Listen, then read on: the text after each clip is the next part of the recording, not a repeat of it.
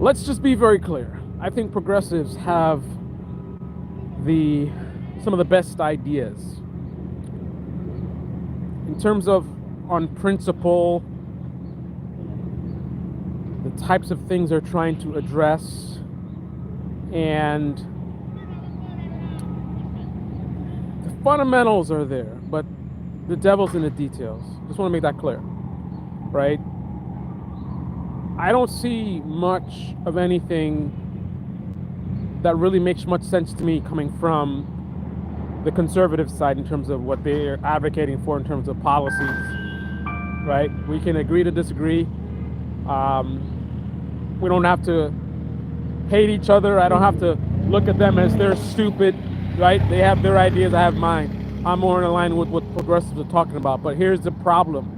The loudest voices on the progressive side, to me, are unserious individuals, from the so-called progressives in the Democratic Party to the progressive influencers. Unserious. So they're talking about serious issues, and they will have great ideas, but because they're not serious, they're not thinking really clearly about the ideas that they have and refining them, making them better, identifying issues with them, looking at the broad scope instead of just, tunnel vision. Like, oh, let's get people off the street. Oh, everyone should have a home. Let's deal with homelessness, right? And then everything is just focused on that one thing, and there's no, sort of time or focus at all in the peripheral, right? Turn your head, look around you. Don't just, homeless people. What about this? What about that? What about the whataboutisms, right? It's everything. Like, we're not on an island, right? You affect one thing, you affect the other. So good policies must look at the overall, the big picture, right? Oh my goodness. This audio is probably gonna be horrible. The wind's picking up just because I'm doing this live stream. So what am I talking about? What do I mean when I say their policies are pro-discrimination? So I'm talking about a specific thing, and it's getting back to housing. So I'm in a situation now where I'm going to be looking to get someone, I'm going to be renting out an apartment, and,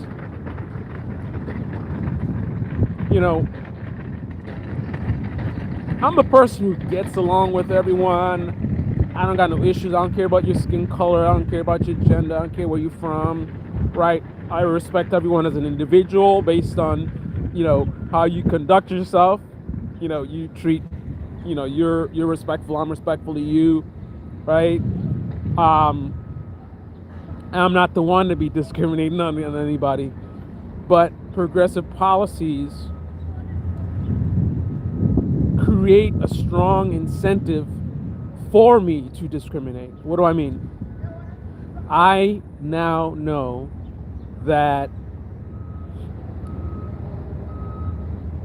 these sort of liberal areas, blue states, whatever you want to call it, they will absolutely let me drown, right? They will let someone come in my house and not pay any rent and do whatever they want, create a nuisance, affecting the lives of other tenants, and then forcing them to leave because they don't want to deal with a bad tenant that I can't do anything about, right? I know that they will abandon me. They will let me lose my home. They will let me lose the tens of thousands of dollars that I invested into it. They will bury me, right? Because of the tunnel vision. Oh, we got to keep the people off the streets. That's it, right? They ain't trying to hear nothing about, risk to me and if I'm in a situation where I end up homeless, oh well, sucks to be you.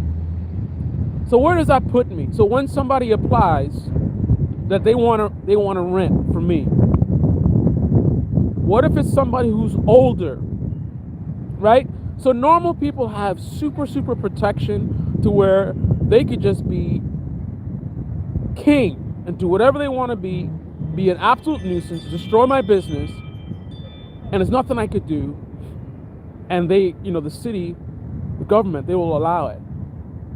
Now, someone who's older has even more protection. So if I get an older person in my apartment and there's a problem, right? I don't know, maybe they got a whole bunch of cats in there and or whatever it is, and the whole place smells of urine, right? I mean, who knows what craziness they're doing. I go to the city, oh, well, it's an old guy, you gotta. And it's not about kicking people out. It's about holding them accountable. That's it. The same way they hold me accountable, hold them accountable as well. But they won't do it. So it's a high risk for me to rent to anyone that's in any kind of protected class. So an older person, and then there's other issues. You got people with kids. I mean, it's so bad, and think about this. This is the exact kind of stuff that progressives would fight against, right? Because imagine someone in my situation who decides that a certain skin color is too much of a risk, right? You rent to someone who looks like me, right? And then, you're afraid you do something, and then I say you're being racist and discriminating against me, and you feel like the city is going to take their word for it, right? They can just make stuff up and just say, oh, you're being racist or whatever, and they will burn you. So then you say, okay, I'm only going to rent to people with a certain skin color because I don't want the additional risk of these other protected groups. Because ultimately, all of us, we want to survive, right? Just like how the tenant doesn't want to get evicted, they don't want to be on the street, they want to make sure they can live in some place safe. The homeowner doesn't want to lose their home either, and the homeowner can be made homeless as well. So what's going to happen? If every man for themselves, right? If you're going to have the people who are, renting, they're going to be focused on just themselves, right? We want to make sure we got housing, right? And don't have any sympathy, any kind of recognition that the homeowner is a human being who also, like them, ain't trying to be on the street, ain't not trying to lose their home. You're not trying to lose your apartment, they're not trying to lose their home. But there's no sense of that. You just focus on, me, right? Putting the homeowners in the same situation. If the tenants don't care about me and the city doesn't care about me, I'm going to protect me. I'm going to do what I need to do to minimize risk. I'm going to push rents up as high as they can. So if somebody ends up not paying, I'll have a good reserve account so I can pay my mortgage and not lose my home, right? I'm going to make it hard for people to rent.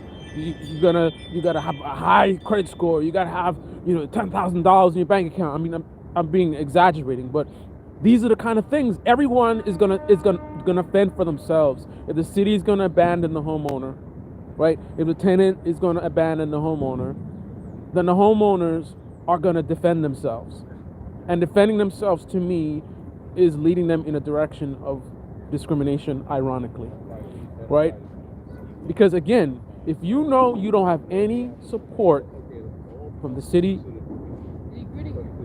then you're gonna do what you need to do to protect your home. And that's being very, very careful about who you rent to, avoiding getting a place where the rents are too low, because the lower the rents are, the closer you are to, again, a protected class of people that can come in and just destroy you. And no one's coming to save you, right? Because you're a billionaire. You got enough money to buy a house, right? No one's coming to save you. So you got to save yourself.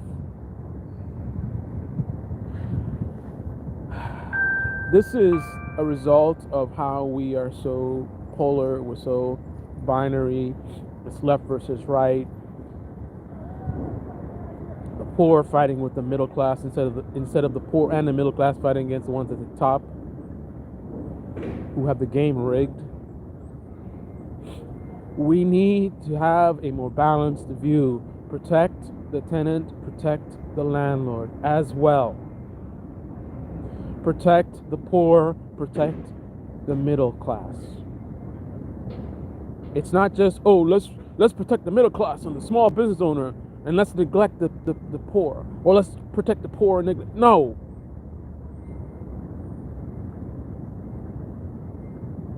Again, progressive policies speak to me. They're addressing issues that I think are important, as opposed to all the CRT and grooming stuff that I'm seeing coming from the other side.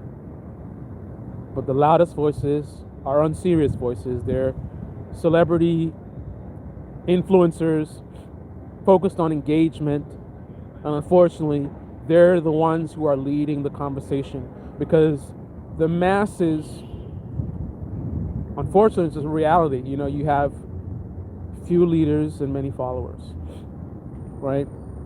So the masses are looking to leaders, and instead they're getting self-interested, opportunist celebrities who are just trying to grow their brand. So all the stuff in the brains of the masses is the unserious dribble they're getting from the top, from people who don't really care about this stuff, because they got their health insurance, they got their money, they're not worried, they don't need this stuff, right? All they're in it for is the engagement and views and fame, right? So they don't care about this stuff. So they'll go out there and say stuff that sounds good, sophistry, right? And then again, the masses, those are the followers, right? So they look into these people, and the stuff they're saying sounds good, and they're going around repeating it. Oh, housing should be all right. It should be all right. If the loudest voices are not really thinking about the stuff they're talking about, that's disastrous, because the masses are looking to these people as thought leaders to inform them. But instead of getting informed, all these people are focused on is engagement and clicks and money. Anyway, on that note, let me get back to work.